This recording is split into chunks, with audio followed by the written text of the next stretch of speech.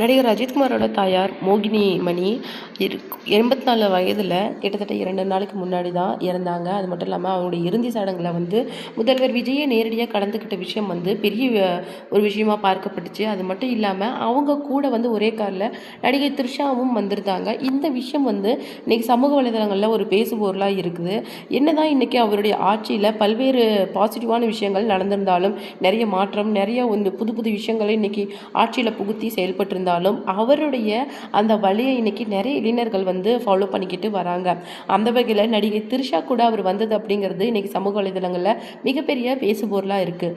அந்த வகையில் இந்த விஷயத்துக்கு கண்டனம் தெரிவித்து பேசியிருக்கிறாங்க உதயநிதி மனைவியான கிருத்திகா உதயநிதி. அவங்க என்ன சொல்லியிருக்காங்க அப்படிங்கிறத பற்றி தான் நாம் இந்த வீடியோவில் ரொம்ப டீட்டெயிலாக பார்க்க போகிறோம். வீடியோக்குள்ளே போகிறதுக்கு முன்னாடி நீங்கள் நம்ம சேனலுக்கு புதியவராக இருந்தால் மறக்காமல் நம்ம சிபி ட்ரெண்டிங்கை சப்ஸ்கிரைப் பண்ணி ஃபாலோ பண்ணிக்கோங்க. வாங்க வீடியோக்குள்ளே போகலாம்.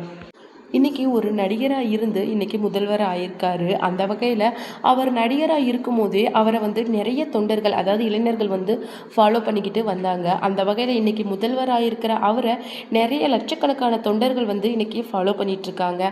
அப்படி இருக்கக்குள்ள ஒருத்தர் அந்த மாதிரி தன்னை இவ்வளோ பேர் பின்பற்றும் போது அவங்களுக்கு ஒரு வழிகாட்டியாக எடுத்துக்காட்டாக தான் இருக்கணுமே தவிர எந்த விதத்துலேயும் அவருடைய பாதை அப்படிங்கிறது பிறந்து நடக்கக்கூடாது. அப்படி இருக்கும்போது ஒரு முதல்வர் எந்த அளவுக்கு ஒழுக்கத்தோடு நடந்துக்கிறாரோ அப்படி மட்டும்தான் அவரை ஃபாலோ பண்ணுற அந்த இளைஞர் சமுதாயமும் நடந்துக்கும். அப்படி இருக்கிற பட்சத்தில் அவர் கடுகளவு கூட தவறு அப்படிங்கிறது தெரிந்தும் தெரியாமலும் செய்யக்கூடாது.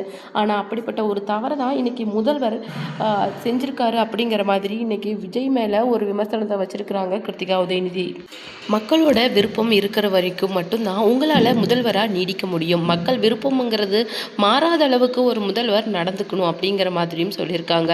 ஆல்ரெடி தமிழிசை சவுந்தரராஜன் கிருத்திகா உதயநிதி அப்படின்னு சொல்லிட்டு நிறைய பேர் விஜய் மற்றும் சங்கீதா விஜயோட டிவோர்ஸ் அப்போ குரல் கொடுத்து சங்கீதா விஜய்க்கு ஆதரவாக பேசியிருந்தாங்க. அந்த வகையில் இந்த விஷயத்தை பற்றி கிருத்திகா உதயநிதி பேசியிருக்கிறது மிகப்பெரிய பேசுபொருளாக இன்னைக்கு இணையதளத்தில் இருக்குது.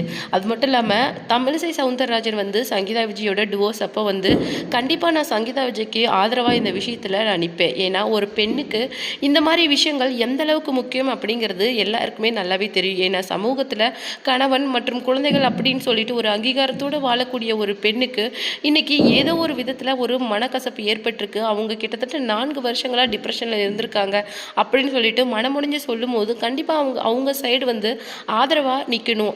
ஒரு பெண்ணுக்குமே ஒரு பெண் ஆதரவாக நிற்கணும் அப்படிங்கிற மாதிரி தமிழிசை சவுந்தரராஜனே சங்கீதா விஜய்க்கு சப்போர்ட் பண்ணி பேசியிருந்தாங்க. அது மட்டும் இல்லாமல் நிறைய பொலிட்டீஷியன்ஸே சங்கீதா விஜய்க்கு ஆதரவாக அப்போ பேசுனது பெரிய பேசுபொருளாக இருந்துடுது. அந்த வகையில் இந்த விஷயத்துக்கு இன்றைக்கி விமர்சனம் தெரிவித்து பேசியிருக்கிறாங்க கிருத்திகா உதயநிதி. அப்படின்னு பார்க்கும்போது இந்த விஷயம் சமூக வலைதளங்களில் ஒரு பேசுபொருளாக போயிருக்கு.